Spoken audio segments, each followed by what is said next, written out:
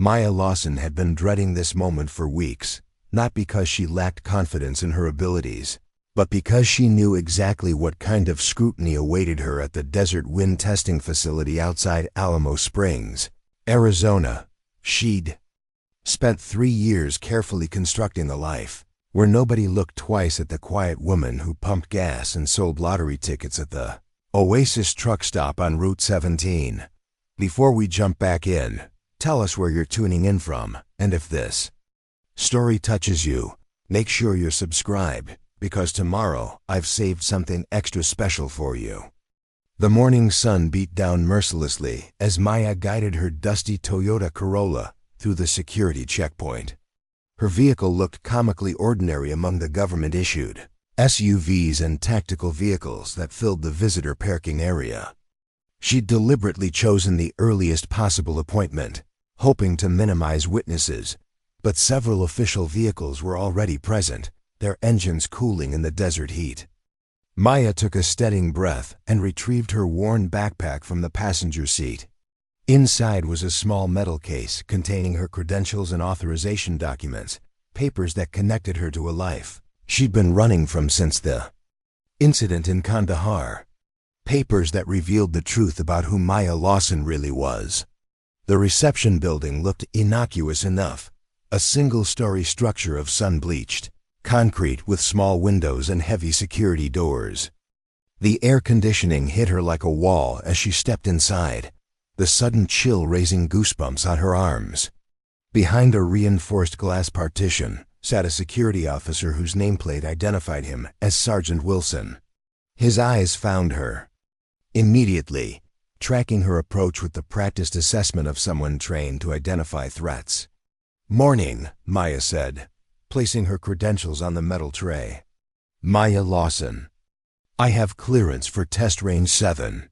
Wilson's expression shifted from professional detachment to thinly veiled skepticism as he examined her documentation. "Range 7? He asked, his tone carrying the unmistakable note of someone who believed a mistake had been made. "You sure about that designation, ma'am?" "Range 7, she repeated firmly. "Clearance code 45 Bravo Delta 9. He tapped at his keyboard, his frown deepening with each keystroke. "Well, I'll be damned," he muttered, looking up to reassess the woman standing before him. His eyes took in her faded jeans, plain black t-shirt, and the complete absence of military insignia or contractor identification. "Ma'am, I should inform you that Range 7 is our Advanced Systems Evaluation Area. It's typically reserved for DoD personnel and specialized contractors with top secret clearance." The unspoken question hung in the air between them. What was someone like her doing in a place like this? "I'm aware of the facility's purpose," Maya replied, her voice steady. "The clearance should be valid through the end of the week." "Technically." "Yes," Wilson conceded, sliding her credentials back across the counter with obvious reluctance. "But ma'am, Range 7 is where we test classified guidance systems. Most civilians don't even know it exists." Maya met his gaze directly. "I'm just here to do my job, Sergeant." The range access was approved by General Hayes himself. The name drop had its intended effect. Wilson's demeanor shifted slightly, professional curiosity replacing outright skepticism. "I'll need to verify with command," he said, reaching for his secure phone. Of course. While Wilson made his call, Maya took in the details of the reception area. Security cameras covered every angle. The glass partition was ballistic grade, at least 2 inches thick. The door leading to the inner facility required both keycard and biometric verification. Old habits died hard. She couldn't help cataloging exit routes, security measures, potential threats. Wilson ended his call with a crisp, "Yes, sir," before turning back to Maya. His expression had changed again, this time to something resembling grudging respect mixed with lingering confusion. "You've been cleared for Range 7, Ms. Lawson," he said, pushing a visitor badge across the counter. "Lieutenant Parker will escort you."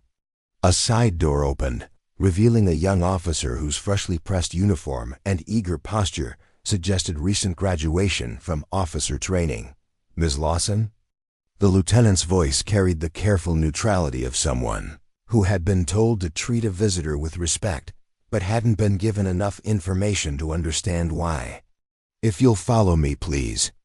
The walk to Range 7 took them through a series of secure checkpoints, each requiring verification of Maya's unusual clearance. With each confirmation, Lieutenant Parker's sidelong glances grew more curious. "First time at Desert Wind?" he ventured as they approached the final security door. "Yes," Maya replied, offering nothing more. "Not many civilians get access to this section," he continued, clearly fishing for information. "Especially not." He trailed off, apparently realizing there was no polite way to complete the thought. Maya allowed herself a small smile. "Especially not gas station attendants from nowhere, Arizona." Preparing and narrating this story took us a lot of time, so if you are enjoying it, subscribe to our channel. It means a lot to us. Now back to the story. Parker had the grace to look embarrassed. "I didn't mean." "It's fine, Lieutenant. I understand the confusion." The final door slid open, revealing Range 7 in all its high-tech glory. Unlike conventional testing ranges, with basic target systems, this facility bristled with advanced sensors, climate-controlled testing chambers, and monitoring equipment worth millions of dollars. At the center stood a cutting-edge drone guidance system, the real reason for Maya's reluctant return to this world. 3 men were already present, huddled around a computer terminal displaying complex trajectory calculations.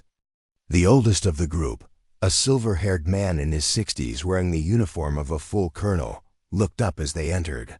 His weathered face broke into a smile of genuine welcome, the first Maya had seen since arriving.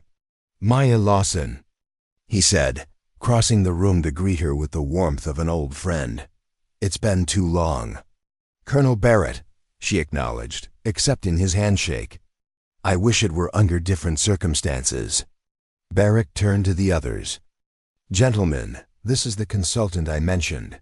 Miss Lawson will be conducting our final system verification." The younger men exchanged skeptical glances that Maya had grown accustomed to over the years.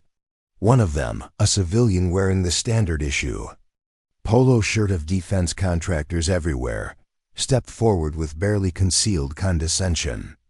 "With all due respect, Colonel, we've already completed 3 verification protocols with certified DoD specialists. The guidance system has passed every test with flying colors." Barrett's expression hardened slightly. "And yet, when deployed in field conditions last month, the system failed catastrophically, resulting in the incident in Yemen that none of us wants to see repeated. That's why Ms. Lawson is here." "What specialized knowledge could possibly," the contractor began, before being silenced by a sharp look from the colonel. "Ms. Lawson has a unique perspective on guidance systems that this project needs," Barrett said, his tone making it clear the matter wasn't up for debate. "She'll conduct her evaluation independently, with full access to all test data and equipment." Maya set her backpack on a nearby workstation and began unpacking her personal testing equipment, specialized diagnostic tools that weren't standard issue for any military branch or contractor. The custom-built devices represented years of expertise and innovation in a field most people didn't even know existed. "I'll need the system specifications, operational parameters, and all failure data from the Yemen incident," she said, addressing no one in particular as she calibrated her equipment. The contractor, Peterson according to his ID badge, made no attempt to hide his skepticism. "That information is classified at the highest levels. Her clearance exceeds yours, Peterson." Barrett interjected. "Give her whatever she needs." For the next 4 hours, Maya lost herself in the work. This was the world she'd once thrived in, the complex mathematics of trajectory calculation, the delicate balance of sensor input and autonomous decision-making, the razor's edge between precision and catastrophe. The guidance system was indeed impressive, a marvel of engineering and programming that represented the cutting edge of drone technology. But as she dug deeper into its architecture, she began to see the flaw that had eluded the regular verification. "Teams, it's the environmental compensation algorithm," she said finally, looking up from her analysis. "It's not accounting properly for upper atmospheric wind shear in desert conditions." Peterson scoffed openly. "That's impossible. We've run thousands of simulations. Simulations aren't reality," Maya cut in. "The algorithm uses historical, atmospheric data that doesn't capture the unique conditions present in Yemen's mountain ranges. When the drone transitions from high-altitude flight to target acquisition, it encounters wind patterns that aren't in your database." She pulled up the flight data from the failed mission, highlighting the moment when the guidance system had gone from perfect operation to catastrophic failure. "See this spike here? That's when your drone hit a wind shear pocket at 12,000 feet. The system tried to compensate, but overcorrected because it was working from flawed baseline assumptions." The room had gone silent, all eyes on the data Maya had isolated. Maya felt the blood drain from her face. "That's impossible." The Kandahar system was decommissioned after the incident. The system, yes, but the core architecture lived on. Someone adapted it, improved it, and apparently built in the same fatal flaw that you just identified and fixed. The implications were staggering. The Kandahar incident had been classified at the highest levels, an operation gone wrong that had resulted in civilian casualties when a drone strike hit the wrong target. Maya had been the guidance system specialist who had taken the fall, even though she'd warned about potential flaws in the system. "Why are you really here, Colonel?" she asked, her voice barely above a whisper. "Because someone is deliberately sabotaging our guidance systems, and you're the only person who's ever spotted the method." Barrett's expression was grave. "The FBI agent who's been asking about you. He's not really FBI. We intercepted him yesterday after he left here. He's working for someone who very much wants to know where Maya Lawson disappeared to after Kandahar." The bell above the door chimed again as a trucker entered, nodding to Maya before heading toward the coffee machine. Barrett straightened, his demeanor instantly shifting to casual customer. "Think about what I've said," he murmured as the trucker approached the counter. "This isn't just about drones anymore. It's about who's hunting you and why." With that, he selected a pack of gum from the display and placed it on the counter along with a $5 bill. Beneath the bill was a small device that looked like an ordinary USB drive. "Keep the change," he said with a meaningful look before walking out into the night. Maya rang up the trucker's coffee and snacks on autopilot, her mind racing with the implications of Barrett's visit. If someone had deliberately recreated the Kandahar flaw in a new generation of guidance systems, it meant the original incident hadn't been an accident or simple oversight. It meant someone had wanted those civilians to die and had wanted to discredit Maya in the process. When her shift ended at midnight, she climbed the stairs to her small apartment with Barrett's USB drive clutched tightly in her hand. Her sanctuary suddenly felt vulnerable, exposed. The carefully constructed anonymity of Maya Lawson, gas station attendant, was beginning to crumble. Inside her apartment, she moved directly to the closet where she kept her emergency kit. A waterproof case containing cash, fake IDs, and the essential equipment she'd need if she ever had to disappear again. It had been a precaution, a safety net she'd never expected to use. Now she wondered if the time had come. Before making any decisions, she needed to see what was on Barrett's drive. Her laptop was a basic consumer model, deliberately ordinary, to avoid attracting attention, but she'd modified it with security features that would impress government agencies.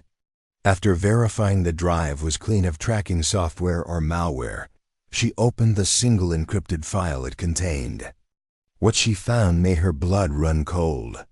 Surveillance photos, intelligence reports, and internal communications all pointed to the same conclusion. Someone was systematically targeting former members of the Chimera Project, the classified program Maya had been part of before Kandahar. 3 team members had died in apparent accidents over the past year. 2 more had disappeared completely, and now someone was looking for her. The final document was a mission brief dated 3 days earlier. Operation Cleanup. It was called, a sanitized title for what was essentially a hunt for the remaining Chimera specialists. Maya's name was 3rd on the target list, with her status listed as location unknown, high priority. She sat back, her mind working through the implications. Someone powerful wanted the Chimera team eliminated, everyone who knew the truth about the guidance systems and their deliberate flaws. Her decision to disappear after Kandahar had probably saved her life, but now her cover was compromised. The question was, what to do next? Run again, establish a new identity somewhere else? Or face the threat directly, using the skills and knowledge she'd been hiding for 3 years? As dawn broke over the Arizona desert, Maya made her decision. Running had kept her alive, but it hadn't brought her peace or answers. It was time to stop hiding and start hunting. She reached for her phone and dialed the secure number Barrett had included in the file. "It's Lawson," she said when he answered. "I'm in. But we do this my way." "Understood," came the immediate reply. "How soon can you be ready?" Maya looked around at the small apartment that had been her home and hiding place. "I'll need 24 hours to tie up loose ends here. Then I'll meet you at the coordinates in the file. Be careful, Maya. These people have resources we can't match." She thought of the skills she'd been suppressing, the knowledge she'd been hiding, the training. That had made her one of the most valuable specialists in the Chimera project. "So do I, Colonel. They just don't know it yet." After ending the call, Maya began methodically preparing for what would likely be her final day at the Oasis Truck Stop. She owed Eddie an explanation, not the whole truth, but enough to make her sudden departure understandable. The old man had given her sanctuary when she needed it most. He deserved that much. As she sorted through her meager possessions, deciding what to take and what to leave behind, Maya reflected on the path that had led her here. From brilliant MIT graduate to military contractor, from decorated specialist to disgraced scapegoat, from fugitive to gas station attendant, each transition had shaped her, hardened her, prepared her for what was coming next. The quiet life she'd built in Alamo Springs had been a refuge, but perhaps never a permanent one. Deep down, she'd always known that the past had a way of catching up, that some secrets couldn't stay buried forever. Tomorrow, Maya Lawson would disappear for the 2nd time in 3 years. But unlike before, she wouldn't be running away from her past. This time, she would be running toward it, and toward the truth about Kandahar that someone was killing. To keep hidden. Maya's final day at the Oasis Truck Stop began like any other. Coffee brewing at 5 a.m., shelves restocked before the morning rush, a quick systems check on the fuel pumps. But as she moved through these familiar routines, her mind was elsewhere, calculating contingencies and preparing for what would come next. Eddie arrived at 6 a.m., earlier than usual. The old man's weathered face looked troubled as he found Maya counting inventory in the back room. "You're leaving, aren't you?" he asked without preamble. Maya paused, a clipboard in hand. She'd planned to tell him later, after formulating the perfect cover story. She should have known better. Eddie Reyes hadn't survived 40 years as a trucker without developing a 6th sense about people. "How did you know?" "Been watching folks come and go my whole life," he said, settling his bulk onto a stack of supply boxes. "Recognize the signs. Plus, you've been checking the exits and windows every 5 minutes since I got here." She smiled despite herself. "I was going to tell you today. Government catching up to you finally?" The question caught her off guard. "What makes you think I'm running from the government?" Eddie chuckled, the sound like gravel shifting. "Girl, I may be old, but I ain't blind. The way you check every vehicle that pulls in, How you positioned that security mirror to see the road from the register. Those fancy encryption patterns on your laptop when you think nobody's looking. He shrugged. Figured you were either ex-military intelligence or a very cautious tax evader. For 3 years, Maya had thought her cover was perfect. Just another drifter who'd found temporary work in a small desert town. The revelation that Eddie had seen through her all along was both unsettling and oddly comforting. "I'm not a criminal," she said finally. "Never thought you were. Criminal types don't fix old men's satellite dishes for free or deliver groceries to Mrs. Harmon when her arthritis acts up." He rubbed his knee absently. "But you're someone important enough that important people are looking for you. That FBI fella yesterday wasn't FBI, was he?" "No," she admitted. "He wasn't." Eddie nodded as if this confirmed a long-held suspicion. "Well, whatever troubles found you, I reckon you can handle it. You're the most capable person I've ever met. Too capable for pumping gas in Alamo Springs." She felt a surprising lump in her throat. "The Oasis has been good to me, Eddie. You've been good to me. And you've been good for business. Not many MIT graduates working truck stop registers these days." Maya froze. "How did you? Your diploma's in that box you keep under your bed. Saw it when I was fixing your AC last summer." He grinned at her shock. "Margaret Eleanor Yardley, summa cum laude, electrical engineering and computer science. Quite the accomplishment." The name, her real name, sounded strange after 3 years of being Maya Lawson. She'd buried Margaret Yardley so thoroughly. But sometimes she forgot the brilliant, ambitious woman she'd once been. "The name on your paycheck is Maya Lawson," Eddie continued. "Don't much care which one's real. You've been a good employee and a better friend. That's what matters to me." Maya set down her clipboard and took a seat opposite the old man. "I have to leave today. There are people coming, dangerous people. I don't want them bringing trouble to the Oasis." "Figured as much. Your apartment's paid through the end of the month, and I'll tell anyone who asks that you got a call about a sick relative." Eddie reached into his pocket and pulled out a set of keys. "My brother's hunting cabin up in the Superstitions. It's off-grid, hard to find unless you know it's there. Might be a good place to lay low if you need it." She accepted the keys, touched by his concern. "Thank you, Eddie, for everything." "Just promise me one thing," he said, his voice suddenly serious. "Whatever you're mixed up in, don't let the bastards win. You're too smart for that." "I promise." By noon, Maya had packed her essential belongings into her Toyota, clothes, equipment, the emergency kit, and the few personal items that connected her to her true identity. She'd wiped her apartment clean of fingerprints and digital traces, erased the security footage from the Oasis's cameras, and left Eddie with 6 months advance rent for her apartment. "Keep it looking occupied," she'd instructed. "If anyone Comey's asking, I'm on a family emergency in New Mexico. Expected back in a few weeks." Her final task was collecting the cash she'd hidden 3 years earlier. When she'd first arrived in Alamo Springs, she'd secured certain items she hoped never to need again: specialized equipment, classified documentation, and weapons that would raise too many questions if discovered. The cache was located 5 miles outside town, buried beneath an unremarkable boulder in the desert scrubland. As Maya drove the familiar route one last time, she reflected on her years at the Oasis. They hadn't been unhappy ones.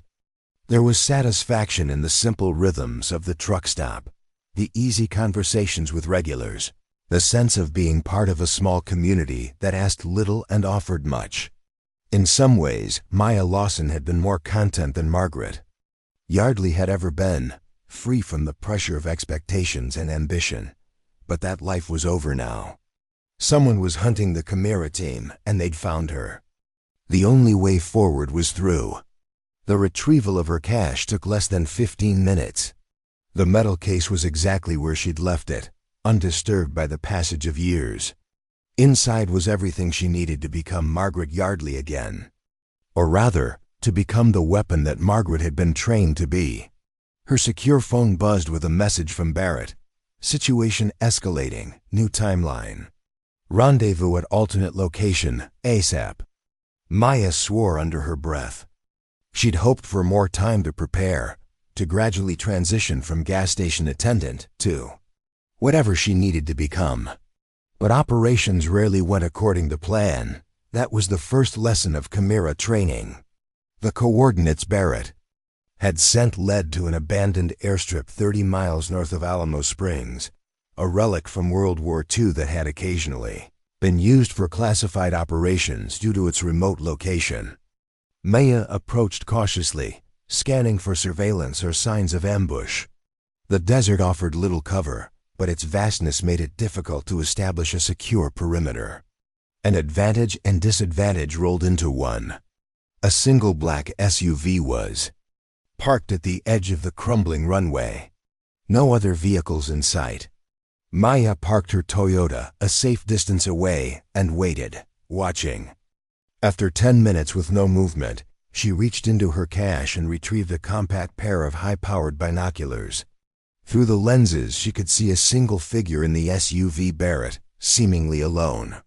But the colonel would never come to such a meeting without backup. She scanned the surrounding area methodically, finally spotting what she was looking for, the telltale heat distortion of a sniper positioned on a ridge to the east. Professional, but not invisible to someone who knew what to look for. Maya took out her phone and called Barrett's number. "Tell your sniper to stand down," she said when he answered. "I don't meet with people who have me in their crosshairs." There was a pause, then Barrett's voice. "Precautionary measure only. Can't be too careful these days. I've been living off the grid for 3 years. If I can spot your Overwatch in under a minute, you need better personnel." A sigh came through the line. "Fair point. Sniper is standing down, you have my word." She watched through the binoculars as Barrett made a call. The sniper's position shifted, the rifle barrel visibly raising to a non-threatening position. "Better," she conceded. "I'm coming in." As Maya approached the SUV, Barrett stepped out to meet her. He looked older than he had at the Oasis, the weight of whatever was happening clearly taking its toll. "Thank you for coming," he said. "Sorry about the change in plans. What happened?" 2 more Chimera specialists were found dead this morning. Jeffries in Seattle and Rodriguez in Miami. Different methods, same result. Maya felt a chill despite the desert heat. Jeffries had been the team's atmospheric modeling expert. Rodriguez had specialized in target acquisition algorithms. Both had been friends. Both had voiced concerns about the Kandahar system before the incident. "How?" she asked. Jeffries apparently committed suicide, hung himself in his garage. Rodriguez had a heart attack while jogging. Barrett's expression made it clear he believed neither explanation. "That makes 5 confirmed dead, 2 missing, and you." 8, Maya said, the number hitting her anew. Out of the original 12 Chimera specialists, someone's cleaning house. And they're accelerating their timeline. Whatever they're planning, it's happening soon. Barrett led her to the SUV and opened a secure laptop on the hood. "This is what we've pieced together so far. After Kandahar, the guidance system architecture was supposedly decommissioned and replaced. But someone embedded key components of the flawed code into the new generation of systems." "To what end?" Maya asked, studying the technical specifications on screen. "The flaw I identified yesterday would cause catastrophic failure in any precision strike scenario." "Exactly. Imagine a dozen high-value drone strikes all failing simultaneously, hitting civilian targets instead of military ones. The international fallout would be devastating." Maya's mind raced through the implications. A coordinated attack disguised as a system failure, just like Kandahar, but on a global scale. And with the same people who identified the original flaw conveniently dead or missing, there'd be no one to prove it wasn't accidental. Barrett scrolled to another document. We believe the operation is scheduled for within the next 72 hours. Multiple drone deployments are already in position for what Command thinks are routine surveillance missions. Who's behind it? Barrett hesitated. That's where it gets complicated. All evidence points to an inside operation, someone with high-level access to both the guidance systems and the operational planning. You're talking about a traitor in military intelligence, at the highest levels. The implication was staggering. Someone with enough authority to authorize drone strikes, access classified code, and eliminate witnesses without raising immediate alarms. It would have to be someone above Barrett's pay grade, possibly even above his entire chain of command. What's the plan? Maya asked. We need to identify the compromised drones and disable the flawed guidance systems before they're activated. For that, we need someone who intimately understands how the flaw works, someone who can create a countermeasure. You need me. To build a kill switch, Barrett nodded. One that can be deployed remotely to all affected systems simultaneously. That's ambitious, Maya said, understating the complexity by several orders of magnitude. I'd need access to secure facilities, specialized equipment, already arranged. We have a black site 20 miles from here with everything you'll need. Small. Team completely off the books. She considered her options. Working with Barrett meant stepping fully back into the world she'd fled, a world of classified operations, life or death decisions, and moral ambiguities that had nearly broken her after Kandahar. But the alternative was unthinkable. More. Innocent lives lost, more specialists eliminated, and the ultimate victory of whoever had framed her 3 years ago. How do I know this isn't a trap? She asked finally. You could be working for whoever's hunting us. Barrett met her gaze steadily. You don't. But I was the one who helped you disappear after Kandahar. I believed you then when you said the system had been deliberately compromised. I believe you now. It was true.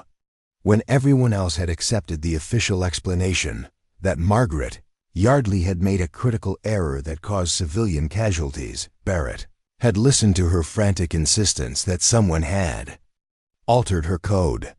He'd been the one to warn her that she was being set up as the scapegoat, the one who had created the Maya Lawson identity and helped her vanish. 72 hours, she said. Let's hope that's enough time. The black site turned out to be an underground facility built into the side of a mesa, the kind of installation that didn't appear on any official maps. Access was via a hydraulic platform disguised as an unremarkable patch of desert floor, descending 30 feet into a fully equipped operations center. Welcome to Sandcastle, Barrett said as they stepped off the platform. One of the last truly off-grid facilities in the intelligence community. A small team awaited their arrival, 3 operators whose lack of insignia or identification suggested they existed as officially as the facility itself. Barrett introduced them simply as Taylor, Wong, and Diaz. No ranks, no specialties, just names. How do we cause the fluctuation? From her equipment bag, Maya produced a small device that looked like a modified radio transmitter. Electromagnetic pulse disruptor. Short range, low intensity. Won't cause permanent damage, but it'll create enough interference to trigger their alarms. Chimera standard issue? Diaz asked with a raised eyebrow. Something I built at the Oasis during slow shifts. At his surprised look, she added, I got bored sometimes. The plan came together quickly. Diaz would position himself near the facility's service entrance while Maya used the EMP device to trigger the diversionary alarm. When the guards responded, they would slip inside, access the main control room, and deploy the countermeasure through the satellite uplink. Timing would be critical. They needed to complete the operation before Barrett's diversion ended and the Black Hawks potentially came looking for them. And they needed to do it all without alerting whoever was behind this to their intentions. As the sun dipped below the horizon, casting long shadows across the desert landscape, Maya found herself reflecting on the strange journey that had brought her here.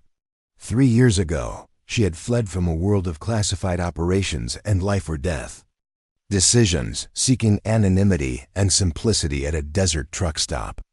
Now she was voluntarily plunging back into that world, risking everything to correct a wrong that had haunted her since Kandahar. 2-minute warning, Diaz murmured into his comm unit. Get into position.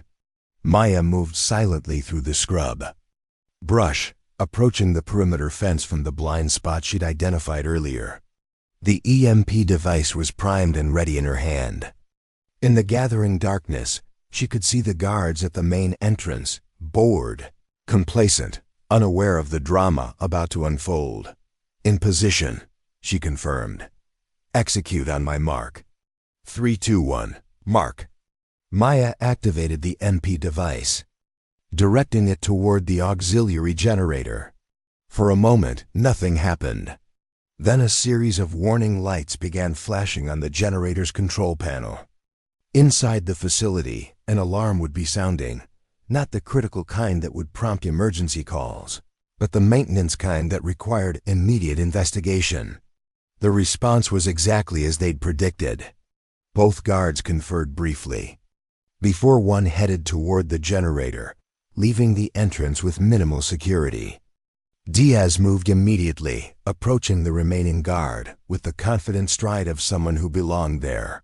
Maya couldn't hear their conversation, but she saw the guard relax as Diaz showed what appeared to be legitimate identification. A moment later, Diaz gestured for her to approach. Maintenance called ahead, Diaz was explaining as she joined them. System diagnostics showing some strange readings. Mind if we take a look? The guard, young, probably new to the position, hesitated only briefly before nodding. Sign in, please. I'll need to see your IDs. The forged credentials Barrett had provided passed inspection. Within minutes, they were inside the facility, being escorted toward the main control room by the unwitting guard. Control room's through here, he said, swiping his access card at a secure door. Try not to mess with the primary systems. We've got 3 surveillance operations running through this relay right now. We'll be careful, Maya assured him. Just routine diagnostics. As the door closed behind them, Diaz smoothly disabled the interior camera with a small device attached to its housing. Clear. How long do you need? Maya was already assessing the equipment, a standard military communications, setup with multiple secure terminals and satellite uplinks. 20 minutes to establish connection and deploy the countermeasure. Another 5 to verify it's working. You have 15, Diaz replied, taking up position by the door. I'll buy you as much time as I can if something goes wrong. She didn't waste time arguing. Every minute counted now. The skeleton key device connected to the primary terminal through a specialized interface she designed years earlier as part of the Chimera project. As the systems linked, she began the delicate process of bypassing security protocols and establishing a direct connection to the compromised drone network. This was the work Margaret Yardley had been born to do: complex systems integration, real-time code manipulation, finding pathways through digital defenses that others couldn't even see. The years at the Oasis had dulled neither her skills nor her instincts. If anything, the time away had given her a perspective she'd lacked before, an understanding of what was truly at stake beyond the abstract concepts of national security and tactical advantage. We've got company, Diaz warned, peering through the door's small window. 2 technicians heading this way. Looks routine, not response to our presence. I need more time, Maya said, fingers flying across the keyboard as she uploaded her countermeasure to the satellite network. The system is accepting the code, but the verification process is slower than expected. Diaz made a quick decision. I'll intercept them, buy you a few minutes. Be ready to move when I get back. As he slipped out to divert the approaching technicians, Maya focused entirely on the task at hand. The countermeasure was complex, designed not only to neutralize the sabotaged code in the drone guidance systems but also to preserve evidence of the tampering. Whoever had framed her for Kandahar wouldn't escape justice this time. She would make sure of it. The upload reached 70% completion when her secure phone vibrated with an incoming message. Barrett, diversion compromised. Multiple hostiles converging. On your position. Abort mission. Repeat, abort mission. Maya glanced at the upload progress to 75% now. Too far to abandon, not far enough to guarantee success. She made a split-second decision and typed a response. Negative. Continuing deployment. Need 10 more minutes. Barrett's reply was immediate. No time. Black Hawk's redirecting to relay station. 8 to 7 minutes. Get out now. Outside the control room, she heard raised voices. Diaz's cover story apparently. Failing to convince the technicians. The upload crawled to 82%. Maya faced an impossible choice. Abandon the mission and save herself, or complete the deployment and risk capture or worse. The faces of her dead colleagues flashed through her mind, Jeffries, Rodriguez, and the others who had already paid the ultimate price for knowing the truth about Kandahar. Completing mission, she typed to Barrett. Diversion needed for extraction. South side of facility. 5 minutes. Without waiting for a response, she turned her full attention back to the deployment. The progress bar seemed to mock her with its deliberate pace to 87%, 88%, 89%. The door burst open as Diaz backed into the room, his hands raised in a gesture of compliance. Behind him, 2 security personnel had weapons drawn. Step away from the terminal, one ordered Maya. Hands where I can see them. She raised one hand slowly while the other remained on the keyboard, monitoring the upload, 92%. This is a routine maintenance check, she said calmly. Authorized by Central Command. We've received no such authorization, the guard responded. Step away now or we will use force. Diaz caught her eye, a silent question in his expression. She gave an imperceptible nod. What happened next occurred with such fluid precision that the guards had no time to react. Diaz dropped to the floor as Maya slid beneath the console, both of them clear of the small flashbang device that Diaz had palmed during the confrontation. The disorienting blast gave them the seconds they needed, Diaz neutralizing both guards.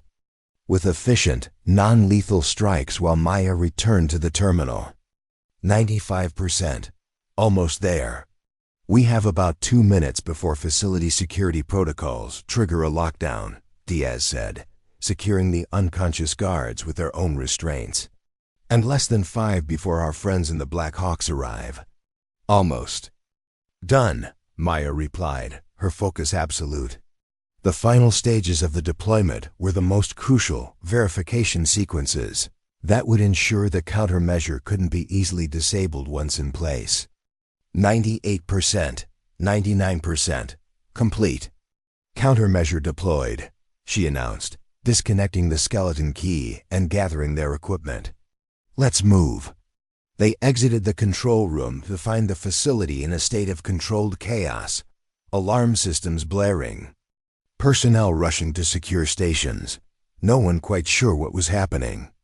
Using the confusion to their advantage, Maya and Diaz made their way toward the south exit, moving with purpose but not panic.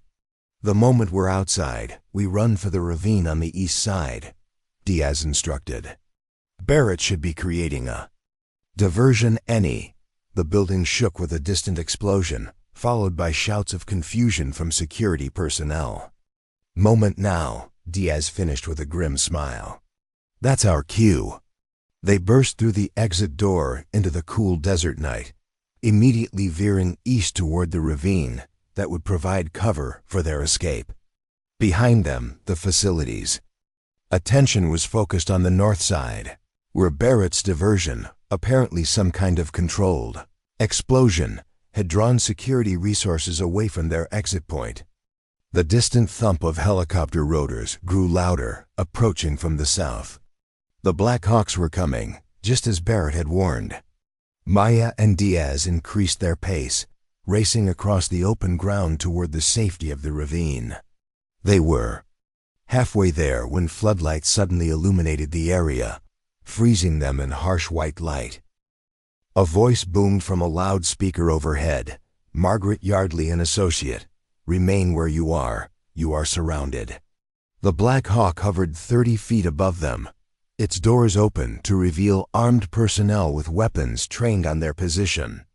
2 more helicopters approached from different directions, cutting off any possible escape routes. Options? Maya asked, her mind racing through scenarios, each less promising than the last. Diaz assessed their situation with professional detachment. Surrender and stall. The countermeasure is deployed. That was the mission. He was right, of course. The primary objective had been accomplished. The compromised drone systems were now neutralized, the evidence of sabotage preserved for investigation. But surrender meant putting herself back in the hands of the same people who had framed her for Kandahar, people who had systematically eliminated her colleagues to cover their tracks. Before she could decide, another explosion rocked the night, this one much closer. A blinding flash erupted from the ravine ahead, followed by the distinctive crack of high-caliber rifle fire. The Black Hawk above them suddenly veered away, its spotlight swinging wildly as the pilot took evasive action. "Barrett," Diaz identified, already moving toward the new chaos. "He's giving us an opening. Come on." They sprinted for the ravine, using the confusion of the unexpected attack to break free from the floodlights. Bullets kicked up dust at their feet. Warning shots for now, but that could change any second. At the edge of the ravine, a figure emerged from the shadows. Taylor, Barrett's team member, gesturing urgently toward a concealed position. "This way. Hurry." They slid down into the ravine where Barrett waited with Wong, both armed with military-grade weapons that explained the covering fire. "Countermeasure," Barrett demanded immediately. "Deployed and verified," Maya confirmed. "All 17 drones are neutralized. The evidence is secured." Relief washed over Barrett's face. "Then we've accomplished what we came for." But our exit just got a lot more complicated. Above them, the Black Hawks had regrouped and were now circling the area, their spotlights sweeping the ravine systematically. "We're outgunned and outnumbered," Wong observed, her tone matter-of-fact rather than fearful. Standard protocol would be to split up, increase odds of at least some team members evading capture. Barrett nodded grimly. "Maya needs to get clear with the evidence. She's the only one who can verify the sabotage pattern and connect it to Kandahar." "I'm not leaving you all to be captured," Maya protested. "This isn't about heroics," Barrett countered. "It's about completing the mission.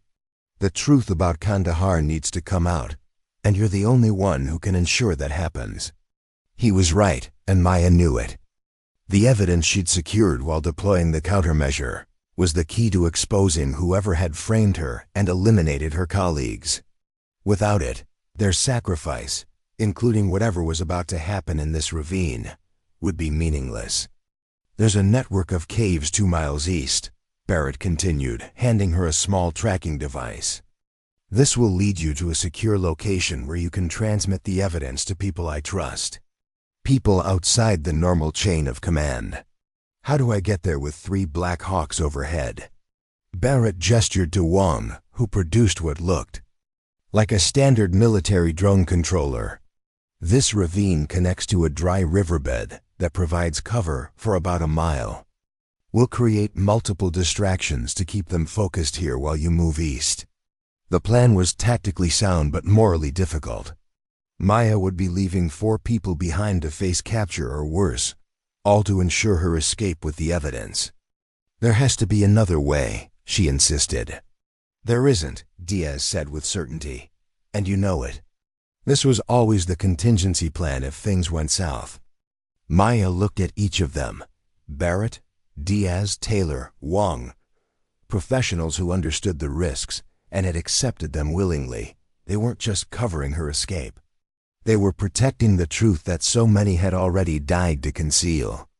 When you reach the secure location, use Protocol 7 to establish contact, Barrett instructed, handing her a final piece of equipment, a secure satellite phone different from any she'd seen before. This bypasses standard military channels. Direct line to people who can act on the evidence. A Black Hawk spotlight swept dangerously close to their position, the beam illuminating the ravine wall just feet away. Time to move, Wang announced, activating the drone controller. Distractions begin in 30 seconds. Maya took a deep breath, committing their faces to memory. I'll make sure the truth comes out, all of it. Barrett clasped her shoulder. Briefly, I never doubted you would, Margaret. Now go become Maya Lawson one last time. Disappear right under their noses. As she moved deeper into the ravine, following the dry riverbed eastward as instructed, the night erupted behind her. Multiple explosions, gunfire, and the whine of small drones creating chaotic patterns of heat and light, all designed to confuse sensors and draw attention away from a single figure moving quietly through the darkness. The sounds of conflict grew fainter as Maya put distance between herself and the communications relay. The tracking device led her unerringly eastward, its small display showing the path to whatever secure location Barrett had prepared. Her mind kept returning to the Oasis Truck Stop, to Eddie and the simple life she'd built there. Had it only been 3 days since she'd stood behind that counter, selling lottery tickets and making coffee? It felt like another lifetime. In many ways it was. Maya Lawson had been a refuge, a hiding place, a temporary identity to shield her from those who had destroyed Margaret Yardley's life and reputation. But Maya had also been real, a person who fixed satellite dishes for elderly neighbors, who remembered truckers' coffee preferences, who found value in simple human connections. As she navigated the dark desert terrain, guided by stars and Barrett's tracking device, Maya realized she didn't have to choose between these identities. The quiet strength she'd developed at the Oasis was just as real as the technical brilliance that had made her a Chimera specialist. Both were parts of who she was now, parts she would need to survive what came next. The cave system appeared, just where Barrett had indicated, a dark opening in a rocky hillside that would have been nearly impossible to spot without the tracking device's guidance. Inside, she found a small but well-equipped hideout, communications gear, supplies, weapons, and detailed maps of the surrounding area. Barrett had planned for this contingency long before calling her back into the field. Perhaps he had always known it might come to this. One person with the truth, hunted by those with the power to bury it forever. As dawn broke over the Arizona desert, Maya activated the secure satellite phone using the protocol Barrett had specified. The connection established immediately, as if someone had been waiting for her call. "This is Stillwater," a woman's voice answered, clipped, professional, unfamiliar. "This is Margaret Yardley, former Chimera specialist," Maya responded.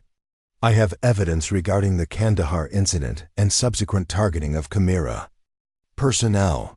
A brief pause then. "Verification code?"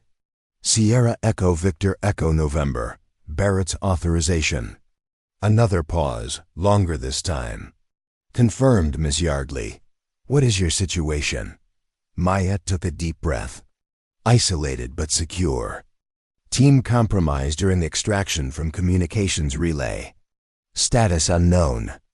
I have deployed a countermeasure to 17 compromised drone systems and secured evidence of deliberate sabotage connected to Kandahar. Understood. Prepare to transmit evidence via secure channel. Extraction team is being assembled. Estimated. Arrival at your location in 6 hours. 6 hours. Time enough to organize the evidence, prepare her testimony, and plan for whatever came next. Whether that meant facing a military tribunal, testifying before Congress, or disappearing into yet another identity would depend on who arrived when those 6 hours were up. As she began the process of uploading the evidence to Stillwater's secure server, Maya found herself thinking about Barrett and his team. Had they escaped? Then captured? Something worse? The desert outside remained quiet. No helicopters, no search parties yet. Their diversion had apparently been effective, at least in the short term. The upload completed successfully, confirmed by a brief message from Stillwater. Evidence received. Preliminary analysis confirms your findings. Stand by for extraction. With nothing left to do but wait, Maya stepped to the cave entrance. Looking out over the vast Arizona desert as the rising sun painted the landscape in gold and shadow. Somewhere out there were the people who had framed her, killed her colleagues, and nearly succeeded in using American military technology to commit atrocities that would have been blamed on system failures. They were powerful, connected, and had resources she couldn't match. But they had made one critical mistake. They had underestimated the quiet woman who pumped gas at the Oasis Truck Stop. They had assumed that Margaret Yardley, hidden away as Maya Lawson, had been neutralized as a threat. They were about to learn how wrong they had been. As the sun climbed higher in the sky, Maya spotted movement on the horizon. Not the expected helicopter, but a single vehicle approaching from the east, following no obvious road or trail. She retreated into the cave, taking up a defensive position with one of the weapons Barrett had left behind. The vehicle, a rugged all-terrain truck, stopped about 100 yards from the cave entrance. A single figure emerged, standing beside the truck with hands clearly visible. Even at this distance, Maya recognized the weathered form of Eddie Reyes. Cautiously, she moved to the cave entrance, keeping the weapon ready but not aimed directly at her former employer. "That's far enough," she called when he took a step forward. Eddie stopped immediately. "Figured you might need a ride," he called back, his gravelly voice carrying clearly in the morning air. "Your friends aren't in a position to help anymore." "What friends?" "The military types who were creating all that commotion last night. They've been taken into custody, alive, last I heard, but not going anywhere anytime soon." Maya kept her expression neutral despite the surge of relief at hearing Barrett and the others had survived. "How did you find me?" Eddie chuckled. "Girl, I've been tracking game through these hills for 50 years. Following your trail wasn't that hard, especially with all those fancy electronics you're carrying. It was a reminder that sometimes old-school skills trump technology. Why are you here, Eddie?" "Because I've got something you need." He reached slowly into his pocket and withdrew what looked like a key fob. "Your Colonel Barrett arranged a backup extraction plan." Seems he didn't entirely trust his official channels. Maya hesitated, assessing the situation. Eddie had been trustworthy for 3 years at the Oasis, but this could still be a trap. "Prove it's from Barrett." Eddie nodded as if he'd expected the request. "He said to tell you, the shot heard round the range. Said you'd understand." The phrase, so similar to the note left for Cassandra Monroe in the story she'd read years ago, was Barrett's way of confirming this was legitimate. A private reference that only the two of them would understand. Maya lowered her weapon. "Slightly. What's the plan?" "Pretty simple, really. I drive you to a private airstrip about 40 miles from here. Small plane waiting to take you to people who can protect you until this all gets sorted out. And you're just a good Samaritan." "Helping out?" Eddie's weathered face cracked into a smile. "Let's just say I've had some experience helping people disappear when they need to. Your colonel found me through old channels neither of us has used in a very long time." There was clearly more to Eddie Reyes than the simple truck stop owner. He'd presented himself as another reminder that appearances rarely told the whole story. Maya made her decision. "Give me 5 minutes to gather the essential equipment." As they drove across the desert, following trails that appeared on no official maps, Eddie explained the extraction plan in more detail. The private plane would take her to a secure location in Canada, where representatives from Stillwater would debrief her and prepare her testimony for Presentation to carefully selected officials outside the compromised chain of command. Your evidence has already caused quite a stir in certain circles, Eddie informed her. 3 high-ranking officials were taken into custody this morning, including a 2-star general believed to be the primary architect of the drone sabotage. They moved fast, Maya observed. Had to. Once you deployed that countermeasure and secured the evidence, the clock was ticking. The people behind this knew they were exposed. It was almost too much to hope for, that after 3 years of hiding, of carrying the burden of Kandahar alone, justice might finally be within reach. What about Barrett and his team? She asked. Complicated situation. Officially, they've been detained for questioning regarding unauthorized military operations. Unofficially, they're being protected until the full extent of the conspiracy can be determined. The airstrip appeared ahead, little more than a flat stretch of desert with crude runway markings and a single small hangar. A twin-engine Cessna waited, its pilot performing final checks before departure. This is where I leave you, Eddie said as they approached. Plane will take you the rest of the way. Maya turned to the man who had given her sanctuary when she needed it most. I never properly thanked you, Eddie, for everything. No need, he replied with characteristic simplicity. Some people deserve a second chance. You made the most of yours. He hesitated, then added, that job at the Oasis will be waiting. If you ever want to come back. She smiled at the thought of returning to the quiet rhythms of the truck stop after all that had happened. I might take you up on that, when this is all over. As the plane carried her away from Arizona, Maya watched the desert landscape recede below, thinking about the strange journey that had brought her here.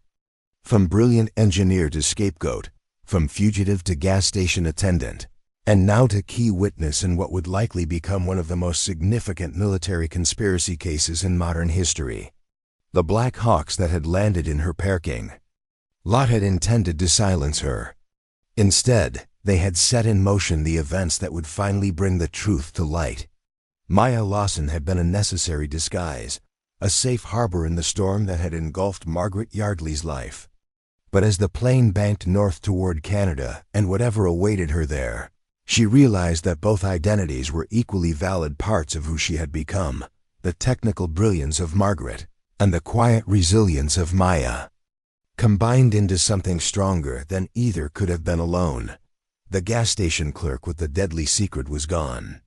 In her place was simply a woman who had refused to let the truth remain buried, no matter the cost. And as the Arizona desert disappeared beneath the clouds, she allowed herself to feel something that had been absent for 3 long years: hope. The Canadian safe house was nothing like Maya had imagined. Instead of the sterile government facility with guards and security protocols, she found herself in a comfortable lakeside cabin surrounded by pine trees and mountains. The isolation provided natural security, while satellite communications and a small team of plainclothes personnel ensured she remained connected to the unfolding investigation. We find that witnesses are more cooperative when they don't feel like prisoners, explained Director Catherine Holloway, the Stillwater representative who had greeted Maya upon her arrival 3 days earlier. Holloway was in her 50s with silver-streaked dark hair and the measured demeanor of someone who had spent decades navigating the murky waters between intelligence work and policy. She wasn't military, at least not anymore, but she carried herself with the quiet authority of someone accustomed to being obeyed. How much longer until I testify? Maya asked as they shared breakfast on the cabin's deck, overlooking the misty lake. The Senate Intelligence Committee convenes in 4 days, Holloway replied, sipping her coffee. We need you in Washington the day before to prepare. Maya nodded, watching an eagle circle above the tree line. The peaceful setting belied the storm of activity she knew was happening in Washington. According to Holloway's updates, the evidence she'd secured had triggered investigations at the highest levels of military command. 3 generals, 2 defense contractors, and a deputy secretary were already in custody, with more arrests expected. Any word on Barrett and his team? Released from military custody yesterday, Holloway reported with a small smile. The charges were quietly dropped once certain parties realized which way the wind was blowing. Colonel Barrett sends his regards and says he'll see you in Washington. Relief washed over Maya. Barrett had risked everything to help her expose the truth. His team had put their lives and careers on the line for people they'd never met. The civilians who would have died if the compromised drone systems hadn't been neutralized. What about the others? She asked. The remaining Chimera specialists. Holloway's expression sobered. We've confirmed that Rodriguez and Jeffries were murdered, made to look like suicide and natural causes. Chun is alive in protective custody. In Singapore, we're still searching for Winters and Abidi. 5 dead, 2 missing, 3 confirmed alive including herself. The Chimera team that had once been 12 specialists at the cutting edge of military technology, reduced to scattered survivors fighting to stay alive. They won't stop hunting us, Maya said quietly. Even with arrests happening, there are still people involved who haven't been identified. Which is why security for the hearings is being handled outside normal channels, Holloway assured her. And why you're here instead of in a government facility. The conspiracy reached higher than anyone initially suspected. Maya had spent her 3 days at the cabin preparing her testimony, organizing technical evidence, creating simplified explanations for committee members without engineering backgrounds, and documenting the connection between Kandahar and the current drone. Sabotage.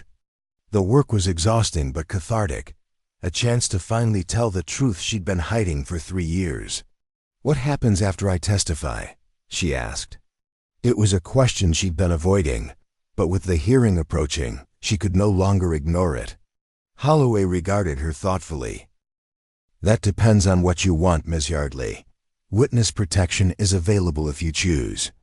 Or reinstatement with full clearance and back pay if you prefer to return to government work.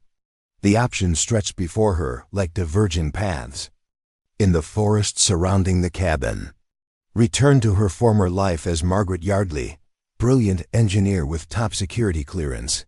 Or disappear into yet another new identity, leaving both Margaret and Maya behind.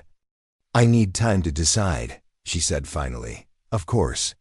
But there's something else you should consider. Holloway produced a tablet and pulled up what appeared to be a job listing. The Chimera project is being reinstated properly this time, with civilian oversight and transparent protocols.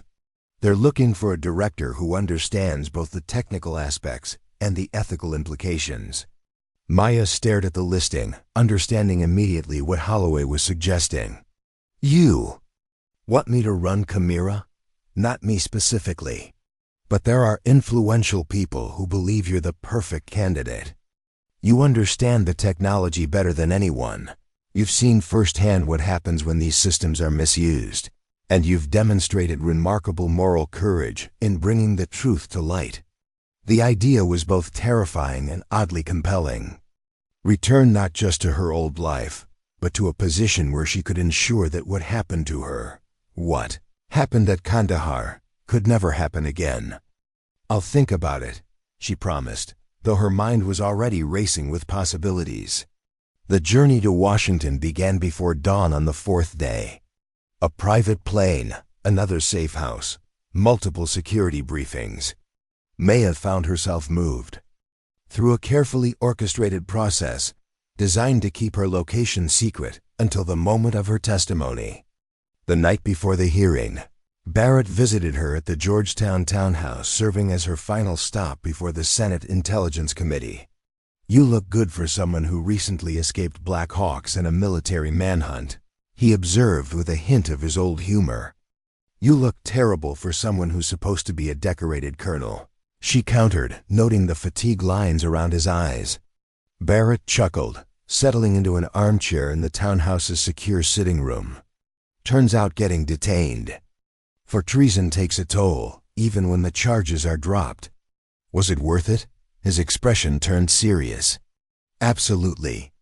17 drone strikes prevented, countless civilian lives saved, and the biggest military conspiracy since Iran-Contra exposed. I'd say that's worth a few uncomfortable days in custody. Maya smiled, grateful for his unwavering conviction. Any word on Diaz and the others? Wong's been reassigned to counterintelligence hunting down remaining conspirators. Taylor's back with his Special Forces unit. And Diaz? Barrett paused. Diaz has been offered a position with Stillwater. Apparently, they were impressed. With his work, and you? What happens to Colonel Barrett after all this? He shrugged, the gesture almost casual except for the tension in his shoulders. That depends partly on your testimony tomorrow. Best case scenario, I get a commendation. And early retirement.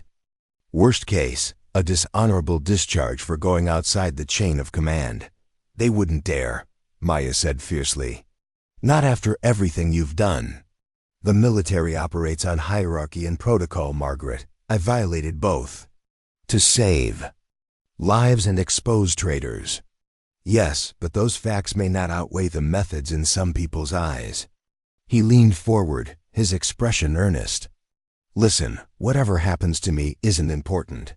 What matters is that your testimony is clear and unimpeachable. The people behind Kandahar need to be held accountable, all of them. The Senate Intelligence Committee hearing room was smaller than Maya had imagined from news. BROADCAST, an intimate space designed for classified briefings, rather than public spectacle. Only committee members, essential staff, and a few carefully screened observers were present. Maya sat alone at the witness table, facing the semicircle of senators. Behind her, in the limited observer seating, she knew Barrett was present, along with Holloway and representatives from various oversight agencies. The conspirators themselves were notably absent, already in custody awaiting their own hearings.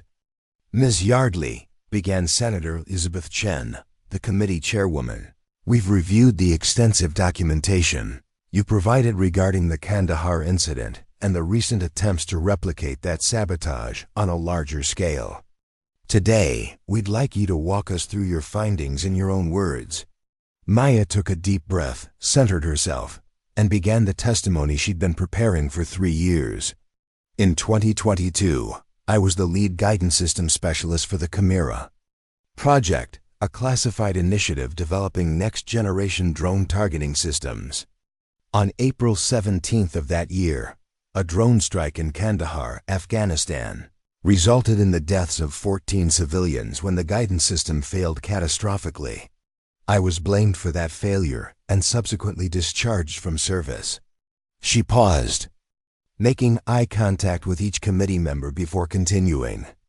I'm here today to testify under oath that the Kandahar incident was not an accident or oversight. It was a deliberate act of sabotage designed to test a fatal flaw that could later be implemented on a wider scale. The evidence I've provided proves that the same individuals responsible for Kandahar recently attempted to replicate that failure across 17 different drone systems, which would have resulted in hundreds of civilian casualties and potentially triggered international conflict. For the next 2 hours, Maya detailed the technical aspects of the sabotage, the pattern connecting Kandahar to the recent attempt, and the systematic elimination of Chimera specialists who might have identified the flaw. She presented complex engineering concepts in accessible terms, walked the committee through the countermeasures she'd deployed, and answered increasingly specific questions about who knew what and when. To be absolutely clear, Senator James Harrington interjected toward the end. You're testifying that General Warren Phillips deliberately ordered the sabotage of a drone guidance system, knowing it would result in civilian casualties, as a test run for a larger operation? Yes, Senator. The evidence is conclusive. General Phillips, working with defense contractor Victor Schaefer and at least 7 other co-conspirators, intentionally modified the guidance system to fail in a specific way that would appear accidental. They then orchestrated a cover-up that made me the scapegoat, allowing them to continue developing their sabotage method while eliminating anyone who might expose them. "And your theory regarding motive?" asked Senator Chun. Based on communications recovered from their secured servers, they intended to trigger international incidents that would justify military escalation in regions where American corporate interests, specifically Schaefer Industries, stood to gain from increased conflict. It was, at its core, an attempt to profit from engineered warfare. The room fell silent as the implications sank in. Finally, Senator Chun spoke again. "Ms. Yardley, this committee wishes to formally acknowledge the tremendous personal risk you took in bringing this evidence forward, as well as the injustice you suffered as a result of these actions. Your courage has prevented what could have been a catastrophic loss of life and a serious breach of national security." The senator's words were formal, but her expression conveyed genuine respect. Around the semicircle, other committee members nodded in agreement. "Thank you, Senator," Maya replied, the simple acknowledgement somehow inadequate for the emotion welling within her. After 3 years of hiding, of carrying the burden of Kandahar alone, of being viewed as either incompetent or negligent, the truth was finally on record.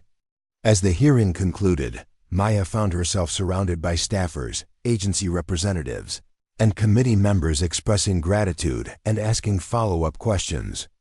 She answered automatically, professionally, but her mind was already moving beyond this moment to what would come next.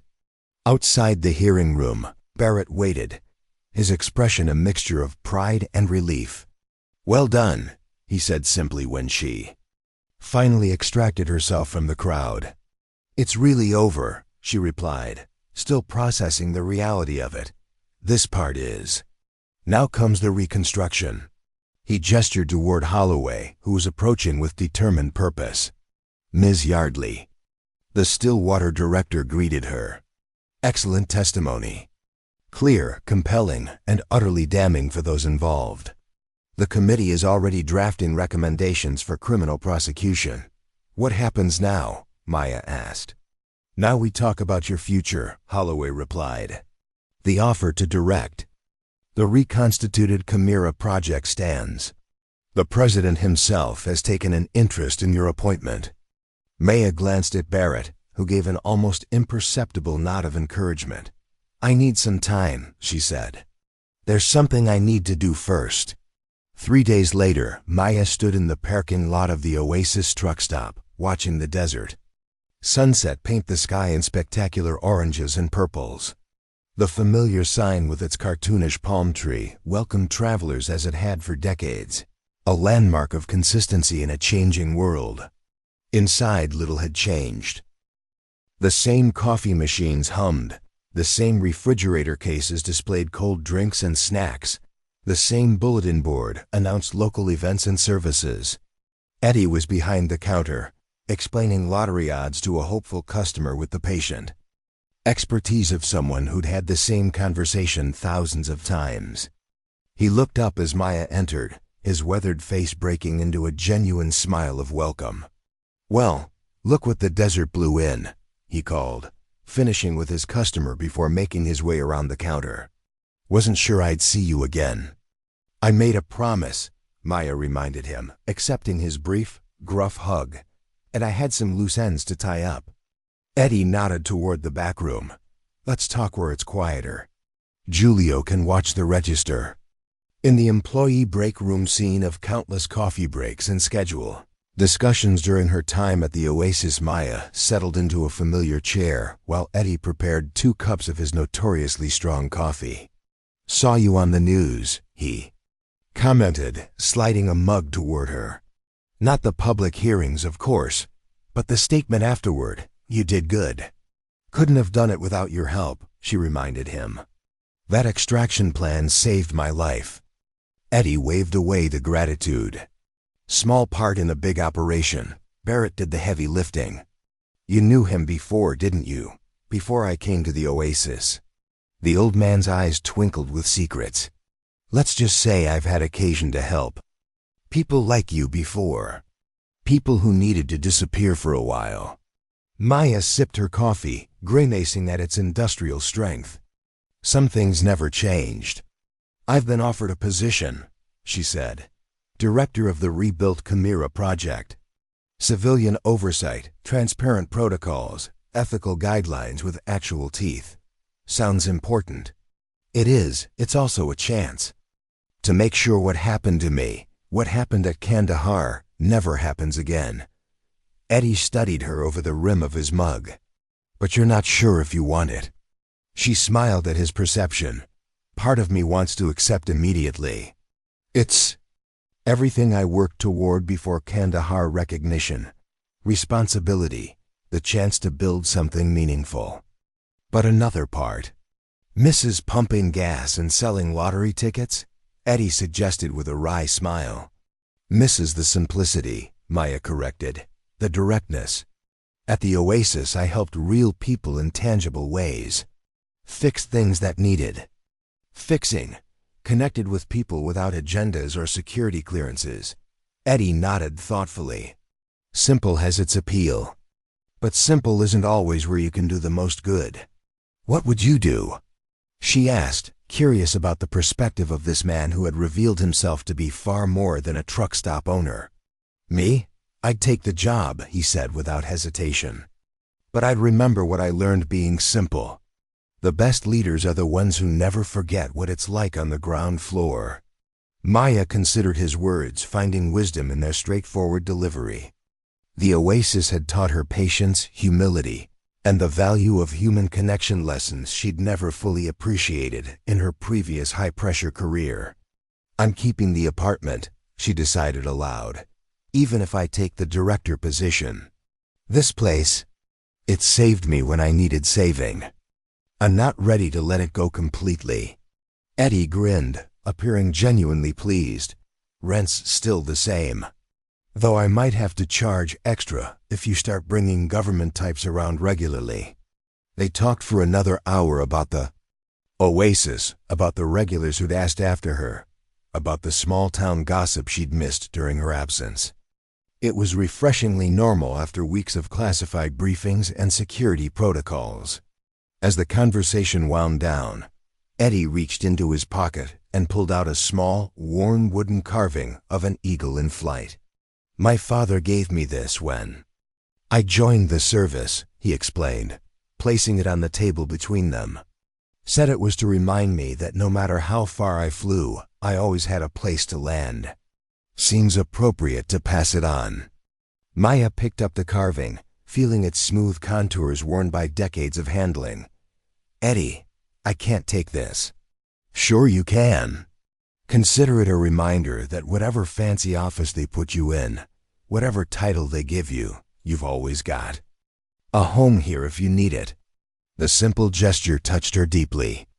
In her former life as Margaret Yardley, brilliant engineer rising through the ranks, there had been accomplishments and accolades but few meaningful personal connections. The Oasis and Eddie had given her something she hadn't known she needed. A place to belong, not for what she could do, but simply for who she was. As the desert stars appeared in the darkening sky, Maya stood in the Oasis parking lot once more, this time preparing to leave rather than escape. Her Toyota, still dusty, still ordinary, was packed with the few possessions that mattered to her. The rest would remain in her apartment above the truck stop, waiting for weekend visits and holidays. Eddie walked her to her car, his gait slightly uneven from an old injury he rarely discussed. You're making the right choice, he said as she loaded the last bag. The world needs people like you in positions where you can make a difference. I learned that from you, she replied. Watching you run this place, how you treated people, how you built community. You made a difference every day, just in a different way, he chuckled.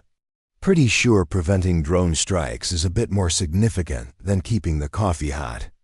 For truckers, I'm not so sure, Maya countered seriously. The big gestures matter, but so do the small kindnesses. They're what hold everything together. As she prepared to drive away, Eddie offered one final piece of wisdom. Margaret, Maya, whatever name you go by, remember that your value isn't in what happened to you, or what was done to you. It's in what you choose to do next. The drive to Phoenix, where a government plane waited to take her to Washington, gave Maya time to reflect on the extraordinary journey of the past few years. From decorated specialist to scapegoat, from fugitive to gas station attendant, from hunted witness to potential director, each transition had shaped her in ways she was only beginning to understand. Maya Lawson had been created as a disguise, a necessary fiction to protect Margaret Yardley from those who wanted her silenced.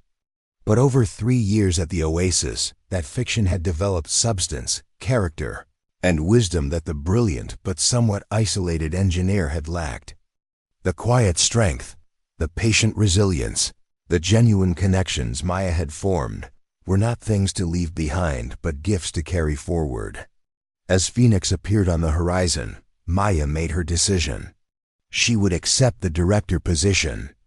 With the rebuilt Chimera project, she would use her technical expertise and newfound perspective to ensure that the powerful technologies they developed served their intended purpose, protecting lives rather than advancing hidden agendas. She would implement the transparent protocols and ethical guidelines that might have prevented Kandahar, built on her first-hand understanding of what happens when such safeguards fail. But she would also maintain her connection to the Oasis, to Eddie, to the life that had sheltered her when she needed it most. Director Yardley would make monthly visits to a small truck stop on Route 17, where she would pump gas, stock shelves, and remind herself of what really mattered beyond the classified briefings and budget meetings. The military ceremony held 6 weeks later was both validation and closure. In the Pentagon's Hall of Heroes, with senior officials and media present, Margaret Yardley received formal exoneration and the Intelligence Star, one of the highest honors for service in the intelligence community, for exceptional heroism in preventing a catastrophic breach of national security. Through extraordinary courage and technical expertise, read the citation. Barrett, himself recently promoted rather than discharged, presented the medal with evident pride. Diaz, Wong, and Taylor stood at attention nearby, their own contributions recognized with commendations that would ensure their careers survived the unorthodox operation that had brought down the conspiracy. The newly appointed Director Yardley accepted the honor with gracious brevity, acknowledging those who had helped expose the truth while emphasizing the structural reforms needed to prevent similar abuses of power. As the ceremony concluded and the attendees dispersed to a reception, Maya found herself momentarily alone with Barrett in a quiet corner of the hall. "Congratulations, Director," he said, genuine warmth in his tone. "The Chimera project couldn't be in better hands." "I had good teachers," she replied, "including a certain colonel who risked everything to help a gas station attendant no one else believed." Barrett smiled, the expression lightening the gravity that had marked his features since the beginning of their unlikely partnership. "I believed in Margaret Yardley's brilliance," he said, "but I've come to respect Maya Lawson's courage even more." A week later, on a Saturday morning when most government officials were attending fundraisers or society events, Director Margaret Yardley could be found behind the counter of the Oasis Truck Stop, ringing up purchases and making small talk with travelers passing through Alamo Springs. Eddie, watching from his office doorway, smiled at the sight of the most important woman in American intelligence technology, cheerfully explaining the difference between regular and premium diesel to a confused tourist. "Taking a step down?" asked a gruff voice beside him. Barrett, dressed in civilian clothes, had arrived unannounced. "Other way around," Eddie corrected. "She's remembering what it's all for." Together, they watched as Maya or Margaret, the distinction hardly mattered anymore, moved with easy confidence through the world she had chosen to keep as her anchor. The Black Hawks that had landed in her parking lot months earlier had come to silence her. Instead, they had set in motion events that would ultimately make her voice one of the most influential in shaping the future of military technology. But it was the Oasis with its simple rhythms, direct human connections, and reminder of what truly mattered that would ensure she used that influence wisely. "She's going to change everything, isn't she?" Barrett observed. Eddie nodded, pride evident in his weathered features. "Already has." Gas station clerk with a deadly secret turns out to be exactly what the world needed. Someone who understands both the technology and the humanity it's supposed to protect. As if sensing their conversation, Maya looked up from the register and smiled, not the polite professional smile of Director Yardley, but the genuine warmth of someone who had found her place in a complicated world and made peace with all the versions of herself that had brought her there. The deadly secret was no longer a burden to carry alone, but a truth that had set her free to build something better, something worthy of both the brilliant engineer and the compassionate clerk she had become. And as the Arizona sun blazed over the Oasis Truck Stop, casting long shadows across the desert landscape, Maya Lawson and Margaret Yardley became simply one woman with an extraordinary story and the courage to ensure it had the ending it deserved. If you enjoyed this story, don't forget to hit the subscribe button and become part of our Everyday Life Stories community. Where are you watching from? Drop a comment below. We love hearing from our amazing viewers around the world. Up next, you've got 2 more standout stories right on your screen. If this one hit the mark, you won't want to pass these up. Just click and check them out. And don't forget to subscribe and turn on the notification bell so you don't miss any upload. From us